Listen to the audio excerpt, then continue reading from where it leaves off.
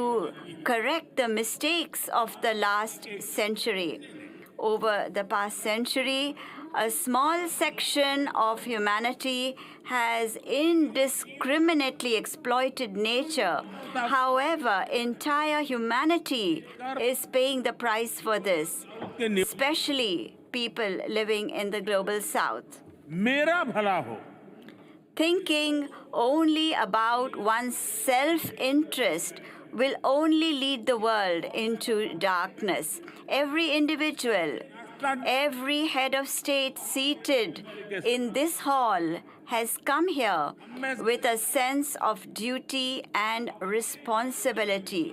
Each one of us will have to discharge our duty and fulfill our commitments. Today, the entire world is watching us. Mother Earth is looking towards us to protect her future. We have to succeed. We have to be decisive. We must resolve that every country shall fulfill the climate targets it is setting for itself and the commitments it is making. We have to work in unity. We must resolve that we shall work together. We shall cooperate with each other and shall support each other. We need to give all developing countries a fair share in global carbon budget. We have to be more balanced.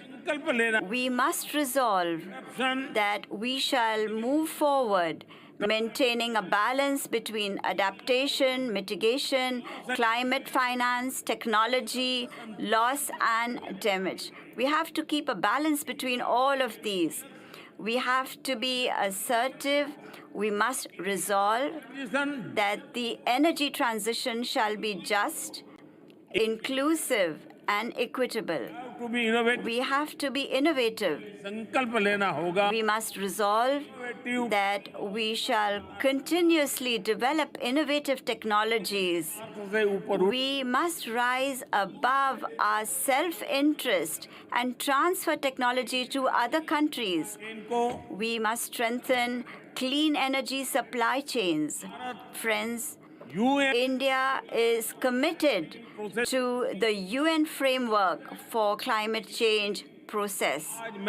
From this platform today, I propose that India will host a COP33 in 28. I propose that India will host COP33 in 2028. I hope that over the next 12 days, the global stocktake review will show us the path to a secure and bright future. The decision taken yesterday to operationalize the Loss and Damage Fund has given all of us greater hope. I am confident that the COP28 summit hosted by UAE will reach new heights of success. I express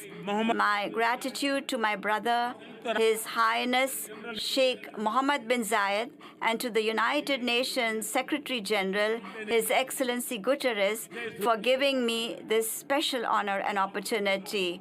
Thank you very much.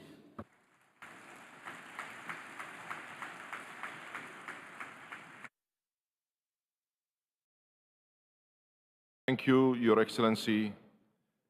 It is now my distinct pleasure to invite His Excellency Mr. Denis Francis, President of the United Nations General Assembly, to address the plenary. Your Excellency, you have the floor.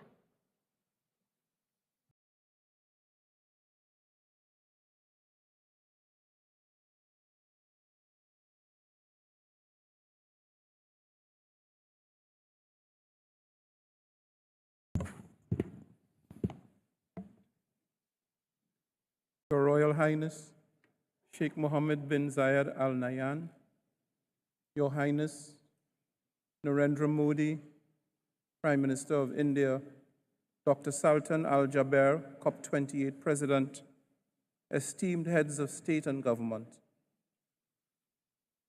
Mr. Simon Steele, UNFCCC Executive Secretary, ladies and gentlemen, distinguished participants. Let me begin by expressing my sincere congratulations to the COP presidency and the government of the United Arab Emirates for the excellent arrangements put in place for the hosting of the UN Climate Conference this year. I am truly grateful for your kind invitation and for the quality of the reception extended to me and my team in the office of President of the UN General Assembly since our arrival. While our world is fraught with global challenges, perhaps none looms as large or as consequential as the climate crisis.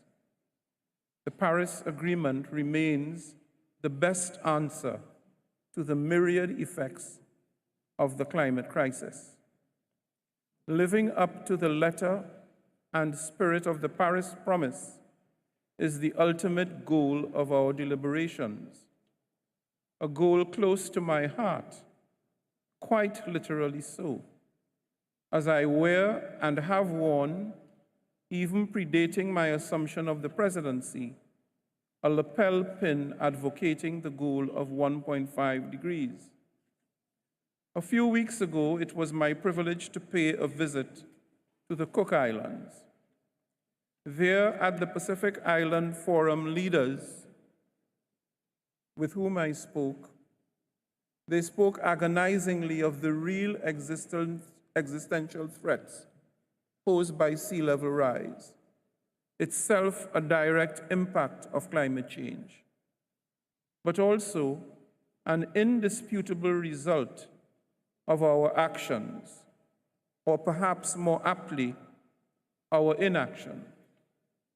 As a citizen of a small island developing state myself, I am acutely aware that on our current trajectory, those islands and the wealth of culture and history they represent are at peril of imminent disappearance through inundation by the seas. The scenario presented by the UNEP Emissions Gap report of a 3-degree world is not science fiction. It is the path we are on. We must change this trajectory. For far too long, leaders across the spectrum have stood at podiums such as this and made grand commitments that capture public opinion, only to be found, upon subsequent examination, to be either short or totally lacking in implementation. We are long past the time for climate diplomacy through public relations. Action, progressive, transformative action, is needed now to stabilize atmospheric temperatures and to ensure sustainability of the planet and of human civilization. It is time for a once-in-a-generation change. Pervasive evidence indicates that we have, at least academically, rethought the way we live, the way we produce, and the way we consume on this planet. Curiously, what we have not done is to actually reshape and re-engineer our production systems, our lifestyles and habits to match the dictates of climate and planetary sustainability. Borrowing from the Secretary General's descriptor about global boiling, the extant situation demands a new, more sustainable, more resilient, more equitable industrial revolution. We need a just transition to sustainable energy systems. We need to retrofit for resilience and sustainability. I am convinced that we have both the capacity and the tools at our fingertips to do this while leaving no one behind. Excellencies, the energy transition, coupled with robust mitigation action, is understandably front and center in this effort if we are to halt climate change in its tracks. While the world is moving to renewable sources somewhat faster than anyone might have imagined, significantly more than our feeble efforts are required at scale to produce the desired critical reduction in the levels of emissions. Let us therefore triple renewable energy capacity, as the COP28 presidency has challenged us to do. And then let us triple it again. Of course, our high levels of energy dependency impact everything we do, from transport to infrastructure to tourism. And for this reason, I intend to do my part in carrying forward these important sector-specific conversations at the General Assembly of the United Nations. Mindful of this imperative, I am pleased to announce that I will convene the first ever General Assembly Sustainability Week at UN headquarters in New York in April 2024 as a flagship initiative of my presidency. This week will consolidate several high-level, already mandated events promoting sustainability in transport, tourism, and infrastructure sectors. Perhaps most importantly, it will incorporate the global stocktake on energy, which aims to complement the stocktake here at COP28. The results of Sustainability Week will, I hope, add further momentum to the path laid out at COP28 and ahead of the 2024 Summit of the Future next September. I look forward to welcoming delegations at the highest possible level to New York in April in pursuance of sustainability. Excellencies, while we work towards fast-track energy transition, we must reconcile the reality that climate impacts are here already and will only intensify as we continue the march towards the 1.5 degrees. It is absolutely essential, therefore, that we deliver meaningful progress in specific relation to adaptation. Clearly, we need to shore up financing for adaptation. More accessible, more available, and more affordable financing from the international financial institutions must be unlocked. On this point, there is hope, and I welcome the capitalization of the Fund for Loss and Damage. Developing countries deserve no less. I make the plea, let us continue to build on this success. Let this be just the beginning.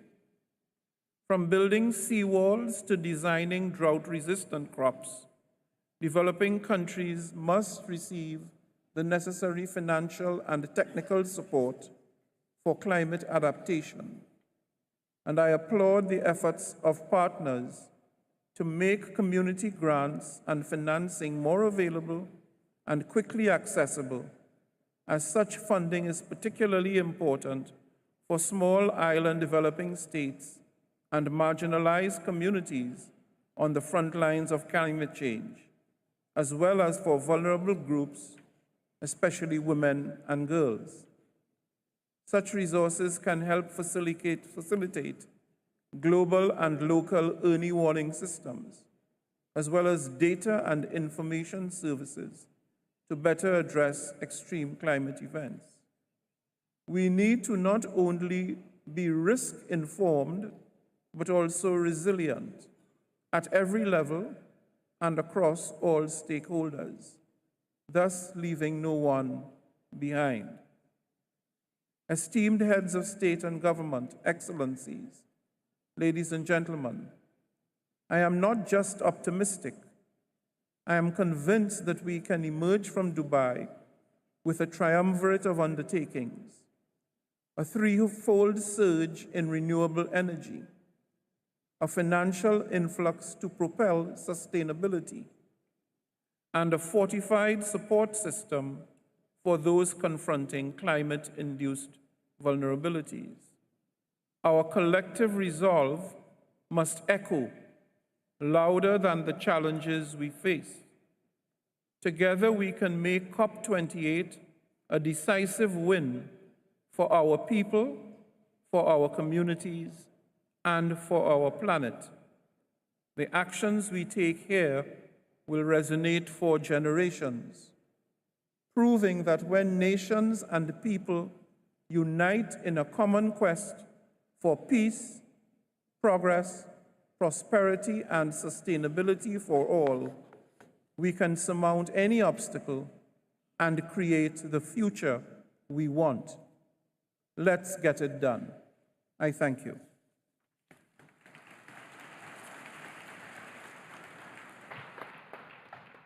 Thank you, Your Excellency. Your Excellencies, distinguished delegates, this brings us to the end of the ceremonial opening of the high-level segment. Allow me to please ask you all to remain in your seats to allow our guests to leave the podium before we begin the delivery of national statements.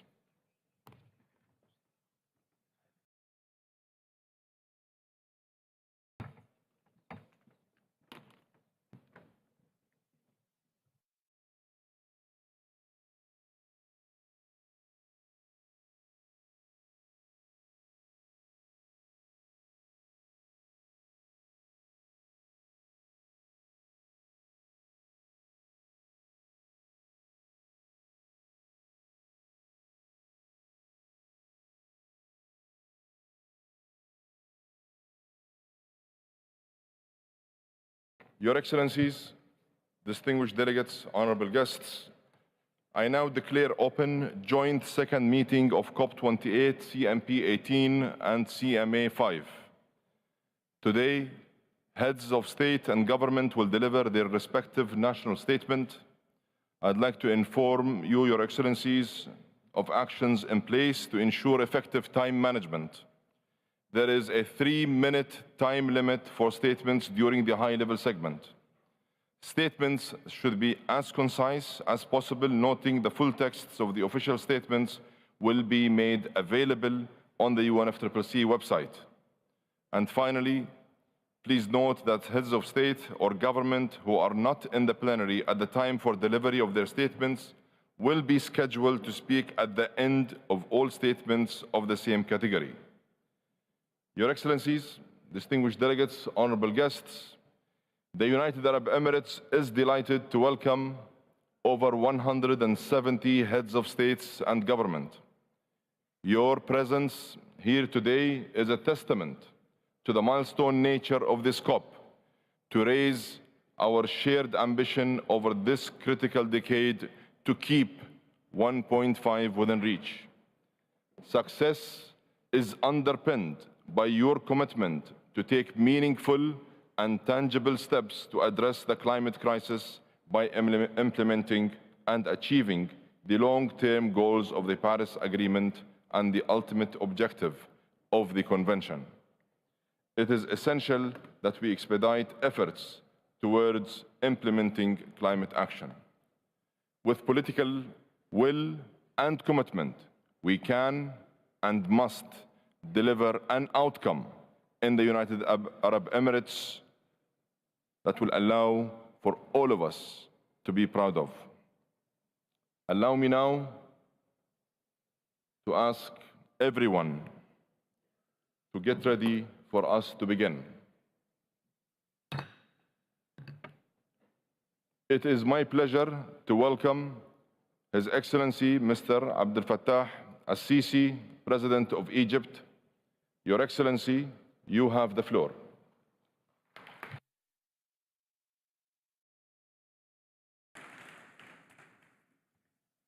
Thank you very much.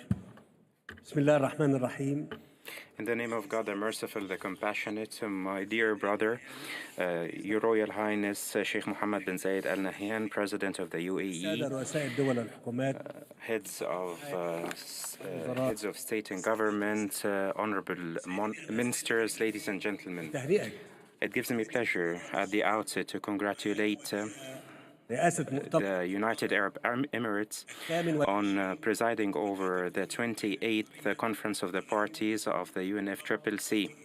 مشيدا بحسن التنظيم ومؤكدا I commend the exquisite organization, and I express my full confidence in the UAE's ability to achieve the goals of this conference. الشيخ العام المقبل Like COP27, COP28 is taking place amid dangerous and grave political challenges that are no less dangerous than climate change, which requires of us political leaders to work diligently and sincerely to make sure that our conference reaches ambitious results and that contributes to the implementation of previous undertakings. As president of COP27 in Sharm el-Sheikh and a country directly impacted by climate change, Egypt is well aware of the importance of reinforcing collective work to address the challenge of climate change and to guarantee eco-friendly development to preserve planet Earth for coming generation and to address the present impacts of climate change that exceed the capacities of countries, including or especially developing countries, to cope with them and their impacts on the different sectors of development. Ladies and gentlemen, our responsibility is to reaffirm that we are committed to implementing the procedures that we have agreed on in line with the Paris Accords and in line with the state of the art of science and in pursuant to the principle of responsibility of all countries. It is important to underscore the principles of equity, just transition, collective but differentiated responsibility as precepts of multilateralism.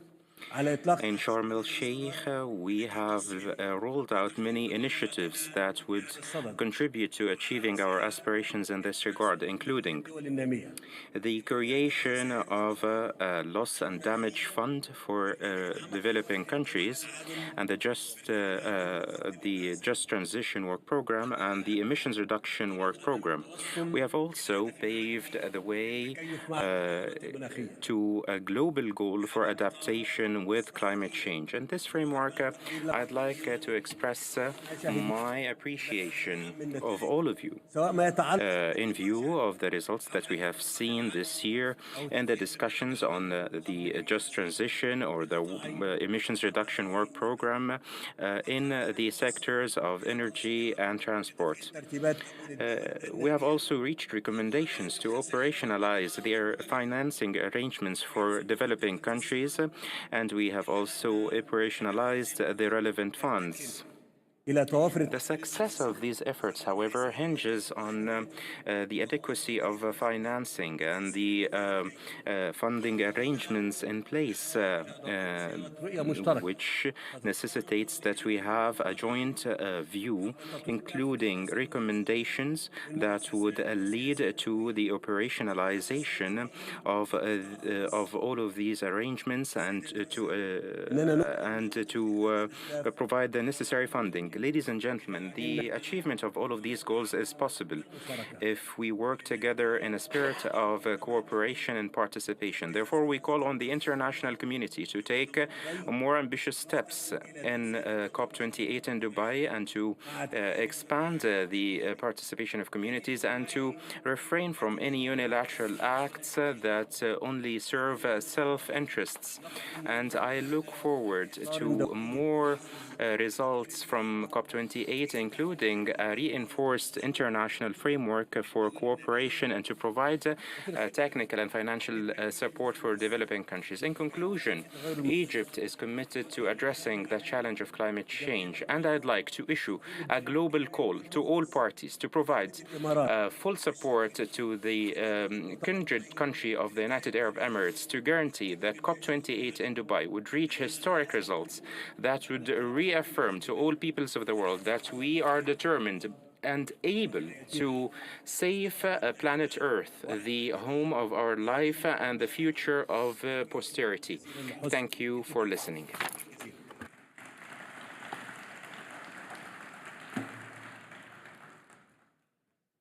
Thank you very much, Your Excellency. It is now my pleasure to welcome His Majesty King Abdullah ibn al-Hussein, King of Jordan. Your Majesty, you have the floor.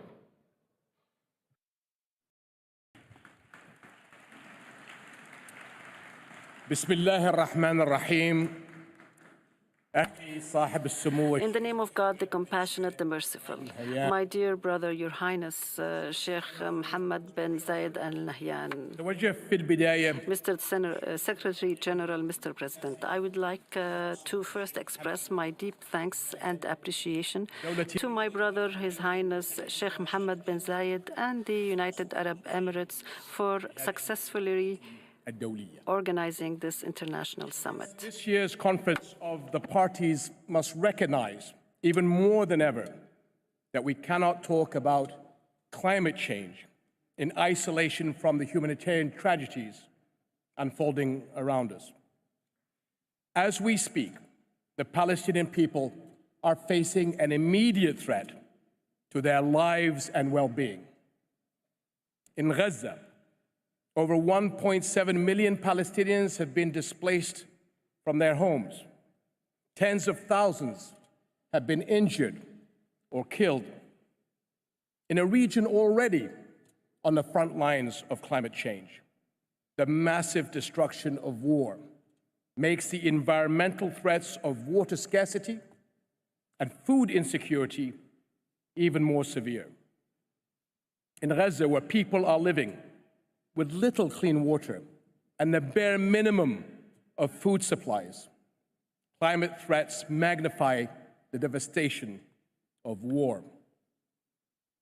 So, my friends, as we meet here today to talk about inclusivity in climate response, let's be inclusive of the most vulnerable. Palestinians severely impacted by the war on Gaza, populations around the world affected by conflict and poverty, and refugee families and host communities in our region and beyond. To address the real dangers of food insecurity in Gaza, Jordan has brought together all international partners to coordinate on mechanisms for the sustainable provision of food supplies to the Strip. And as a country where refugees make up over a third of our population, we launched the Climate Refugee Nexus last year. This global initiative prioritizes climate-related support and investments for refugee-hosting nations. We are truly grateful for the 58 countries that have supported this initiative so far, but much more needs to be done. My friends, Jordan contributes a slim 0.06% to global greenhouse gases. Yet we are greatly impacted by global climate change, which has caused threats to our scarce water resources, food sources, and ecodiversity. Today, Jordan's most ambitious and vital projects relate to water. A major national water project envisions desalinating Red Sea water from the Gulf of Aqaba and channeling it to major population areas. The National Water Conveyance Project will rely on renewable energy, a field where we have made significant strides. Our national energy strategy aims to generate 31% of electricity from renewables by 2030. Hybrid and electric vehicles represent 18% of our transport system. In other climate action, research at the Aqaba Marine Park will explore the unique resilience of the Red Sea's coral reefs to benefit the conservation and regeneration of coral reefs around the world. And I look forward to attending an event tomorrow on board the Ocean Explorer vessel to highlight this initiative.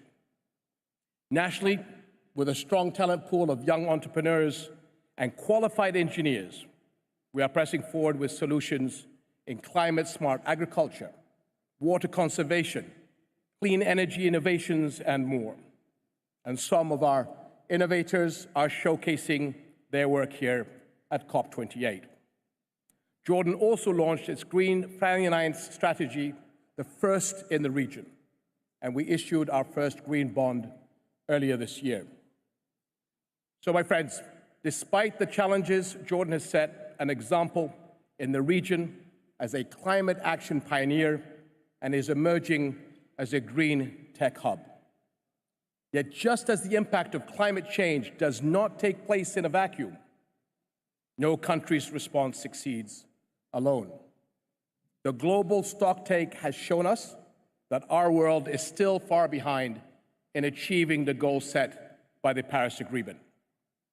As we work to catch up on the lost time and progress, we cannot forget the most vulnerable. Conflict-ridden communities, refugees, and developing countries must not be left alone to face a global problem. Nor can we stand by as the massive destruction of a relentless war in Gaza threatens more people and holds back progress towards a better global future. Current and future generations will hold us all accountable. Thank you very much.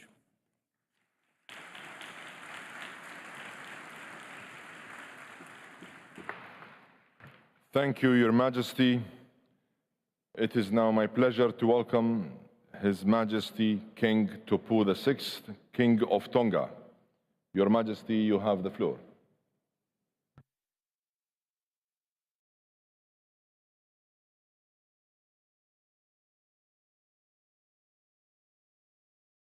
Your Highness Sheikh Mohammed bin Zayed Al Nahyan, President of the United Arab Emirates, Your Majesties, Your Excellencies, ladies and gentlemen, allow me to add my congratulations to the government and people of the United Arab Emirates for hosting COP28. Congratulations for a brilliant celebration to kick off the conference, coinciding with the UAE National Day at the human-centric city of the future. The warm welcome and gracious hospitality extended to us has been splendid. Mr. President, it's painful for the people of the small island developing states to see that COP28 may not be the milestone moment we had all been hoping for because of our slow progress on the Paris Agreement. The far-reaching impacts of climate change and disasters on human security and mobility displaces more than 50,000 Pacific people every year. At the 52nd Pacific Islands Forum last month, leaders endorsed the Pacific Partnership for Prosperity as a political prioritization process to mobilize resources to empower Pacific people to bring about transformational change through national and regional development. We need a Pacific-led, member-owned and managed community resilience financing facility. We recognize Australia and New Zealand's commitments, and I therefore strongly urge all partners to contribute to funding the establishment of a Pacific Resilience Facility. We are ocean people. The ocean is our lifeblood. It feeds us, it is our mode of transportation, and part of our deep-seated culture, making COP28 and the themes outlined by UAE right in line with major gaps and challenges that Tonga and small island development states are experiencing in the areas of technology, innovation, inclusion, frontline communities, and finance. The 2050 strategy for the Blue Pacific continent sees Pacific Island countries embarking on a blue technological revolution with innovation at the center, seeking to develop and deploy SIDS-appropriate technologies and looking at ways to improve climate resilience of the majority of the Tongan population. Tonga and Palau are champions of unlocking the Blue Pacific Prosperity Plan, which articulates the goals of 100% effective ocean management for the region and 30% protection of the Blue Pacific continent, aligned to Pacific country contexts, priorities, and capacities. Robust food systems underpinned by resilient ecosystems, resulting in healthy and